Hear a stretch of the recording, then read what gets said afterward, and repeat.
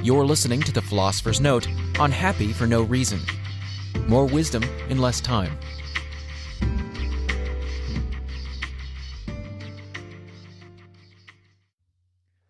Hi, this is Brian. Welcome to the Philosopher's Notes on Happy for No Reason. 7 Steps to Being Happy from the Inside Out by Marcy Shimoff with Carol Klein. We'll start with a quote. Happy for no reason isn't elation, euphoria, mood spikes, or peak experiences that don't last. It doesn't mean grinning like a fool 24/7 or experiencing a superficial high. Happy for no reason isn't an emotion. In fact, when you are happy for no reason, you can have any emotion, including sadness, fear, anger, or hurt, but you still experience that underlying state of peace and well-being. When you're happy for no reason, you bring happiness to your outer experiences rather than trying to extract happiness from them. You don't need to manipulate the world around you to try to make yourself happy. You live from happiness rather than for happiness. End quote. That's Marcy Shimoff from Happy for No Reason. And wouldn't you love to be happy for no reason? Me too. Marcy came up with the idea for Chicken Soup for the Woman's Soul. And in this book, she weaves together some of the best ideas from the positive psychology movement with Chicken Soup for the Soul-like stories from what she calls the Happy 100, ranging from peeps like Elizabeth Gilbert, who wrote Eat, Pray, Love, to Michael Bernard Beckwith, the founder of the Agape Spiritual Center and a star in the movie The Secret. It's a fun read and packed with goodness, and we're barely going to scratch the surface of all the book's mojo as we learn how to build habits in all aspects of our lives to truly be happy for no reason. So let's happy dance on in, shall we? We'll start with the first big idea, some not-so-happy statistics. Get this, quote, less than 30% of people report being deeply happy. 25% of Americans and 27% of Europeans claim they are depressed. The World Health Organization predicts that by 2020, depression will be second only to heart disease in terms of the global burden of illness. End quote. Yowzers. Isn't it weird that in an era where we can send someone to the moon and know precisely how much fuel it will take to get there and back, we still don't know how to create a culture of consistently happy people? That's odd. And in the spirit of inner space exploration, let's see if we can take a giant step forward with this note. Start with the next big idea, the continuum of happiness. Quote, happiness for any reason is just another form of misery. That's from the Upanishads. So in the note, I have a little graph where I represent a continuum of happiness and model a spectrum that Marcy has in the book. Imagine on the left, you have a line, a spectrum. On the left, you have unhappy. To the right of that, you have happy for bad reason. To the right of that, you have happy for good reason. And to the far right, you have happy for no reason. So unhappy, you're depressed. Happy for bad reason, you're high from unhealthy addictions. Happy for good reason, that's satisfaction from healthy experiences. And then happy for no reason is an inner state of peace and well-being. So there you go. There's the spectrum, the continuum of happiness. So we think about it. We can be unhappy, which is pretty straightforward. We can be happy for bad reason. Think alcohol, drugs, too much TV, etc. We can be happy for good reason. Think success in our career, good relationships with family and friends, financial security, etc. And we can be happy for no reason, where we live from happiness rather than for it. So there you go. That's the continuum of happiness and gives us an idea of what being happy for no reason looks like and what it looks like relative to other states of being. So that leads us to the next big idea. What's your happiness set point? Quote, researchers have found that no matter what happens to you in life, you tend to return to a fixed range of happiness. Like your weight set point, which keeps the scale hovering around the same number, your happiness set point will remain the same unless you make a concerted effort to change it. That's all bold. End quote. So did you know that we all have a happiness set point?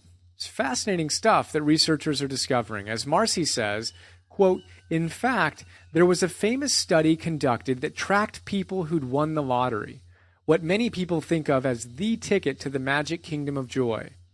Within a year, these lucky winners returned to approximately the same level of happiness they'd experienced before their windfall. Surprisingly, the same was true for people who became paraplegic. Within a year or so of being disabled, they also returned to their original happiness level. End quote. Pretty neat. You can think of your set point like a thermostat. If it gets a little warmer in your house, i.e. you get a little happier, the thermostat will bring your house, or you, down to the set point. And if it gets a little too cold, it'll bring you up. Researchers posit that 50% of our set point comes from genetics, while 10% is determined by our circumstances, like our job, marital status, and wealth. She says, quote, the other 40% is determined by our habitual thoughts, feelings, words, and actions. This is why it's possible to raise your happiness set point. In the same way you'd crank up the thermostat to get comfortable on a chilly day, you actually have the power to reprogram your happiness set point to a higher level of peace and well-being. End quote. So the good news is that we can change our set point. Of course, that doesn't usually happen with a snap of our fingers. It takes diligent, patient, and persistent practice. That leads us to the next big idea: life, liberty, and the practice of happiness. Quote, back in Jefferson's day, he explained, the common usage of the word pursue was not to chase after. In 1776, to pursue something meant to practice that activity, to do it regularly, to make a habit of it. What a difference a definition makes. Thomas Jefferson, our wise founding father, meant that we all had the right to practice happiness, not chase after it, which isn't very productive anyway. So let's stop pursuing happiness and start practicing it. We do that by practicing new habits. End quote. Aha. So we don't have the right to pursue happiness. We have the right to practice it. I love that. Marcy continues, quote, people with high happiness set points are human just like the rest of us. They don't have special powers, an extra heart, or X-ray vision. They just have different habits. It's that simple. Psychologists say that at least 90% of all behavior is habitual. So to become happier, you need to look at your habits. End quote. Aristotle taught us the same thing. He said, quote, we are what we repeatedly do. Excellence, then, is not an act, but a habit. End quote. How about this from Maxwell Maltz's great book, Psycho-Cybernetics? You can see the notes on that. He says, quote, our self-image and our habits tend to go together. Change one, and you will automatically change the other. The word habit originally meant a garment or clothing. Our habits are literally garments worn by our personalities. They are not accidental or happenstance. We have them because they fit us. They are consistent with our self-image and our entire personality pattern. When we consciously and deliberately develop new and better habits, our self-image tends to outgrow the old habits and grow into the new pattern. End quote. So, how's your practice of happiness? Are you ready to learn some new habits and rock a sweet new wardrobe? Great. How about this? What's one habit that you can develop in your life that'll have the greatest positive impact? One habit you can develop in your life that'll have the greatest positive impact. What's it going to be? And what's the number one habit you can remove from your life that'll have the greatest positive impact when you remove it? So number one thing you're going to start doing, number one thing you're going to stop doing. Make happiness a practice starting now. The next big idea, responsibility, the ability to respond. Quote, our ability to respond to what happens to us, our responsibility, dramatically affects our happiness. The happy 100 respond to the events in their lives in a way that supports their inner peace and well-being. End quote. There it is again, responsibility. As you know, if you've read many of these notes, we come back to this theme again and again and again. Are you a big ball of stimulus response, knee-jerk reflexes, or are you developing your ability to consciously choose your response? Our happiness absolutely depends on our ability to respond in a manner that supports our highest selves. So let's get really good at choosing wisely, huh? All right, the next big idea is a fun one. Scary mind math and ants. Quote, our minds, made up of our thoughts, beliefs, and self-talk, are always on. According to scientists, we have about 60,000 thoughts a day. That's one thought per second during every waking hour. No wonder we're so tired at the end of the day. And what's even more startling is that of those 60,000 thoughts, 95% are the same thoughts you had yesterday, and the day before, and the day before that. Your mind is like a record player playing the same record over and over again. Talk about being stuck in a rut. Still, that wouldn't be so bad if it weren't for the next statistic. For the average person, 80% of those habitual thoughts are negative. That means that every day most people have more than 45,000 negative thoughts. Dr. Daniel Amen, a world-renowned psychiatrist and brain imaging specialist, calls them automatic negative thoughts, or ants. End quote. That's frightening. So to recap, on average, we have 60,000 thoughts a day. 95% are the same thoughts from yesterday, and the day before that, and the day before that, and 80% of those are negative thoughts. All I have to say is, oh my God, ants, ants, ants, automatic negative thoughts, automatic negative thoughts, automatic negative thoughts. I say it's time to get out some organic, of course, ant spray and clear out our minds. In the book, Marcy presents some awesome ways to make sure we don't believe everything we think, including Byron Katie's brilliant The Work. You can see the notes on Loving What Is for more on that. And, of course, pick up the book for more.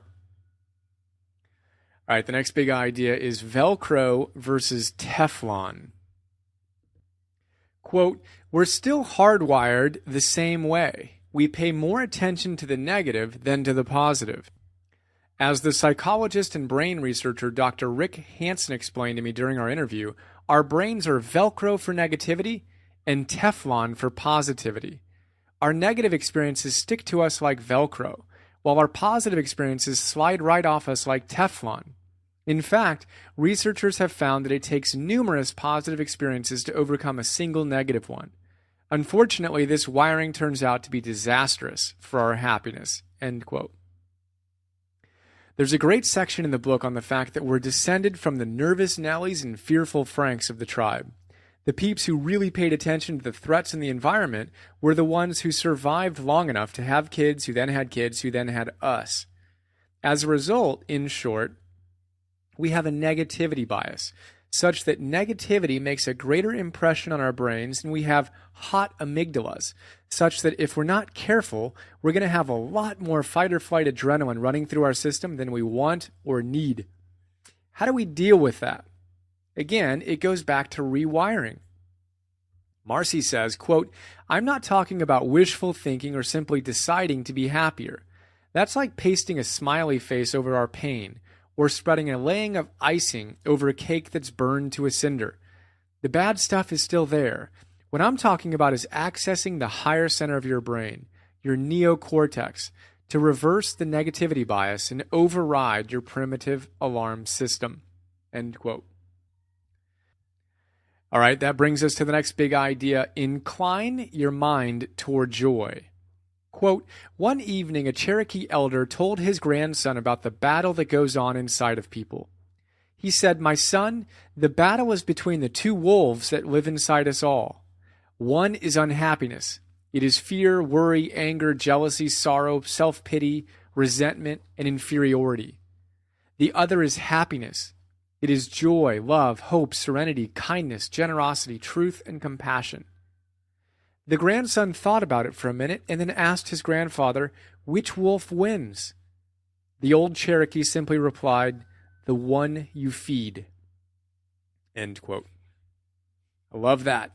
Which wolf are you feeding? Marcy talks about the power of neuroplasticity and the fact that we're literally rewiring our brains moment to moment to moment as we either continue to reinforce our old unhappiness-creating behaviors or build new happiness-affirming habits. She says we need to incline our mind to joy. Powerful stuff. One way we can do it is to register the positive, as Marcy says. She says this, quote, "Have the intention to notice everything good that happens to you, any positive thoughts you have, anything you see, feel, taste, hear, or smell that brings you pleasure, a win you experience, a breakthrough in your understanding about something, an expression of your creativity. The list goes on and on. This intention activates the reticular activating system, the RAS, a group of cells at the base of your brainstem responsible for sorting through the massive amounts of incoming information and bringing anything important to your attention. Have you ever bought a car and then started noticing the same make of car everywhere? It's the RAS at work. Now you can use it to make you happier. When you decide to look for the positive, your RAS makes sure that's what you see." End quote. That's a really big idea. Isn't it wacky that when you buy a new car, all of a sudden you see that model color everywhere? The number of those cars obviously didn't change. What changed was your RAS started filtering those cars into your awareness because it was now relevant for you. Same thing with positive and negative events. One really fun idea Marcy shares is this. Start giving away awards throughout the day. The most beautiful flower award, the kindest driver award, the most amazing clouds award. By playing the game, you're conditioning your mind to see the beauty and wonder of your world. Which, of course, is a very good idea if you'd like to live with more joy. Try it out. It's really fun. Start giving out awards today. All right, the next big idea, look for the lesson and the gift. Quote, "The sad truth is that as long as you say it's my mother's fault, my husband's fault, the government's fault, my 6th grade piano teacher's fault, you won't be happy." End quote. Are you blaming one of the above or perhaps a bad economy for all your problems? If so, the sad truth is that as long as you continue to do that, you simply won't be happy, all caps. We've got to stop blaming. Marcy's alternative? She says, quote, "If blame is one of the clouds obscuring your inner happiness, try it yourself. Rather than asking who's to blame, start asking, what can I learn from this? What is the gift in this for me?" End quote. That's awesome. The next time you find yourself blaming, see if you can step back and ask yourself what you can learn from the challenging situation. This is huge. By refusing to blame anything outside ourselves and looking for the hidden gift, we're taking our power back and putting ourselves on the road to happiness. Very, very powerful. The next big idea, the good vibes of gratitude. Quote, "In an experiment by Dr. Robert Emmons at the University of California, Davis, people who kept a gratitude journal, a weekly record of things they felt grateful for, enjoyed better physical health, were more optimistic, exercised more regularly, and described themselves as happier than a control group who didn't keep journals." End quote. That's powerful. We've got to train our gratitude muscles. It's scientific, waving pom-poms right now. If we do something as simple as keep a weekly gratitude journal, we will be healthier and happier. So let's do that, huh? Do it daily. That's what I do. Make a practice out of it. Start training yourself to see all the great things in your life. Be appreciative. Step into greater levels of happiness and health. The final big idea is baby steps and Kaizen. Quote, "To make the quickest progress, you don't have to take huge leaps. You just have to take baby steps and keep on taking them." In Japan, they call this approach Kaizen, which literally translates as continual improvement. Using Kaizen, great and lasting success is achieved through small, consistent steps. It turns out that slow and steady is the best way to overcome your resistance to change. End quote. Alrighty then, that's a really quick look at a handful of the plethora of big ideas from this great book. Remember, to live with consistent happiness, to be happy for no reason, we've got to raise our happiness set point. And the only way to do that is not to pursue happiness, but to make a practice of happiness. So let's get our Kaizen on and take baby step after baby step after baby step, all the way up the beautiful mountain that is our abiding joy. That is the note, and now I will share some info on Marcy and Carol Klein, the authors of the book, as well as suggest some other philosophers' notes I think you like, and then some quotes from the sidebar. So Happy for No Reason is written by Marcy Shimoff and Carol Klein. Marcy is a celebrated transformational leader and a #1 New York Times best-selling author. The woman's face of the biggest self-help book phenomenon in history, she is the co-author of 6 of the top-selling titles in the Chicken Soup for the Soul series. She is also a featured teacher in the international movie and book sensation The Secret. President and co-founder of the Esteem Group, Marcy delivers keynote addresses and seminars to corporations, women's associations, universities, and professional and nonprofit organizations. Over the past 25 years, Marcy has inspired millions of people around the world, sharing her breakthrough methods for personal fulfillment and professional success. You can learn more and get a lot of cool free stuff, including all the exercises from the book, at happyfornoreason.com. That's Marcy. Carol is a #1 New York Times best-selling author as well, and co-author of 5 books in the Chicken Soup for the Soul series. So if you enjoyed this note, I think you will also enjoy the notes on authentic happiness, on learned optimism, loving what is, Gay and Katie Hendricks, The Big Leap, Man's Search for Meaning, and Psycho-Cybernetics. Now we will take a quick look at the quotes on the sidebar. Albert Einstein says, "There are only 2 ways to live your life. One is as though nothing is a miracle. The other is as though everything is a miracle." Marcy says, "If this were happening for a higher purpose, what would it be?" And people who are happy for no reason don't always need to figure everything out or be in control. They live in the flow of life, trusting the underlying benevolence and wisdom of that larger wholeness. Anthony DeMello says, "There is only one cause of unhappiness, the false beliefs you have in your head. Beliefs so widespread, so commonly held, that it never occurs to you to question them." Epictetus says, "We are not disturbed by what happens to us, but by our thoughts about what happens." John Milton says, "The mind is its own place, and in itself can make a heaven of hell, a hell of heaven." Colette, a 20th century French novelist, says, "What a wonderful life I had. I only wish I realized it sooner." John Dryden says, "We first make our habits, and then our habits make us." His Holiness the Dalai Lama says, "One begins identifying those factors which lead to happiness and those factors which lead to suffering. Having done this, one then sets about gradually eliminating those factors which lead to suffering and cultivating those which lead to happiness. That is the way." Aristotle says, "Happiness is the meaning and purpose of life, the whole aim and end of human existence."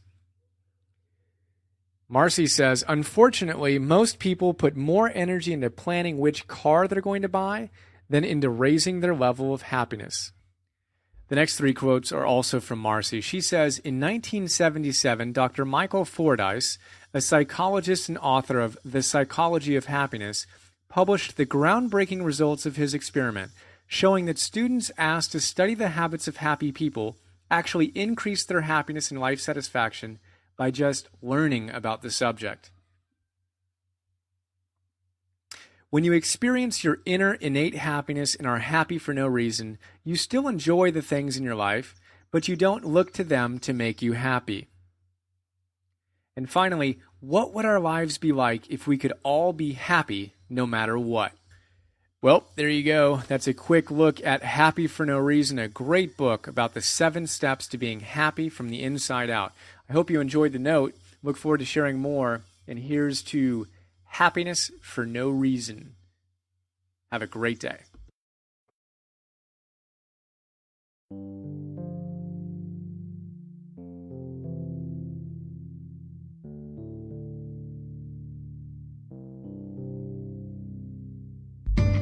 We hope you enjoyed this Philosopher's Note. Please go to www.philosophersnotes.com to download more.